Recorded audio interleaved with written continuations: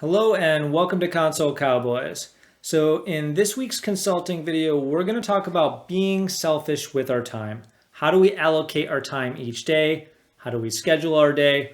What are we working on? Are they our goals or are they somebody else's goals and objectives? What tasks are we working on? And the reason we want to do this is because most people get to the end of their day or the end of their week. They're completely wiped out. They feel like they got a ton done, but they couldn't tell you a single thing that was done because everything was busy work. They got on calls, they sent out emails, they ran around and did a whole bunch of stuff that didn't matter and didn't move them towards anything. We want to work on things that move us directly towards our goals, directly towards what we need to get done, and not do any busy work at all. So we talked about in the last video our 2 hours a day on our 18-month learning objective. Well, that's a single part of our day. What do we do with the rest of our day? Well, we need to schedule that in the night before. And what do we schedule in? Well, we have our learning goal. So that's one item. We have whatever we need to do for work. That might be the other item or a project we're working on. And we're going to write those down and recertify those every night. We know exactly what our goal is, and underneath each of those goals are tangible items and tasks that get towards it. They're not busy work. It's not, I need to go to work tomorrow and hop on this call or any of this other nonsense or chase people down and do things for other people. For example, if I'm doing application security and under application security, I chose thick clients is what I'm learning right now. Well, I'm going to say, what are these skill sets required for thick clients? Well, reverse engineering, learning about packet captures and binary analysis. So I'm going to choose one of those skill sets.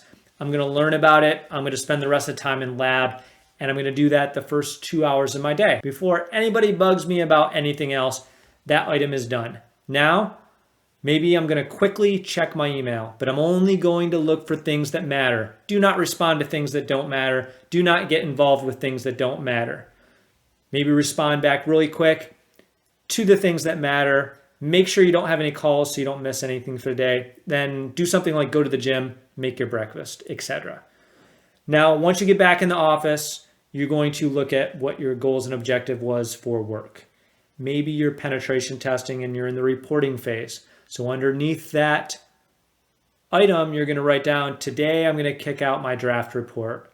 So during that 2 hours, you're going to actually kick out your report, put your findings in, do your executive summary, etc., get that into QA and peer review, and you're done with your main work objective, like the thing you actually had to get done. And at that point, it's like 11 a.m. and you've gotten the concrete things done that you need to get done that day, which leaves the rest of the day open-ended. If you were doing another penetration test, maybe you could spend the rest of the day doing that and really dive in deep and find a lot of cool findings. Or maybe you had a pet project at work that you normally can't get done because you don't have time. Well, you've already got done your learning objective. You already got done your concrete thing you need to get for work done today. Now you have time to dive into that and really enjoy it, because the discipline of scheduling your day in concrete blocks of time that are uninterrupted will allow you to do other things, because during these blocks of time, you're not checking email, you're not checking social media, you're letting no external factors into your life. That 2 hour block is an 8 hour block of time. So instead of, starting your report and then checking your email because something came in and responding, and then getting pulled into something else, and then coming back and doing a little more of your report, and then there's donuts in the break room and going and doing that, do a little bit of work, and then go to lunch, etc. This is all just nonsense that gets in the way. You can get all of that report done in 2 hours, then free up the rest of your day to work on other work stuff or other projects that you want to learn. So scheduling in those blocks and scheduling the night before so you know exactly what to do, and all of those things that you're scheduling go towards your goals and objectives will get you very far. And I'll show you how to reverse engineer back exactly what those tasks should be in another video. But today we're just talking about this as far as scheduling goes. Now, the other thing to think about here is, whose objectives are these? So are these your objective, or are they your boss objective, or are they some other colleague's objective? For example, let's say you're doing application tests and Your app owner is supposed to get you your URL and your credentials and all the things you need to start your test. Well, you don't want to go chase all of those things down for him. That's his responsibility. What you want to do is send him one email that says, I need X, Y, and Z to start this test. Until I have those items, I can't start my test. Put the ball in his court and let him do his work. Don't do his work for him. Spend your time working on the things that you need to work on, which will free up the busy work. Now, the reason you're going to schedule all of this, and I'll give you a quick story.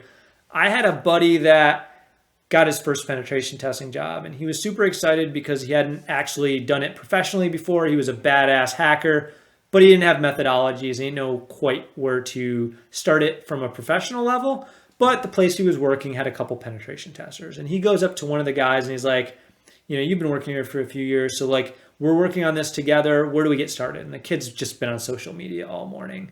And then he's in the middle of writing an email. He's like, yeah, I'll get to you. He's wasted a few hours already. And my buddy's like, dude, we got to get started with this. Where do we get started? You're the one that has experience. Well, this guy was terrible with managing his time. He'd end up spending 2 or 3 hours a week on a penetration test. Essentially, it was basically a scan and findings because he never worked on his skill sets. He never scheduled his day. And he didn't actually have a methodology to share with this guy. This guy ended up having to just deep dive in and figure out himself.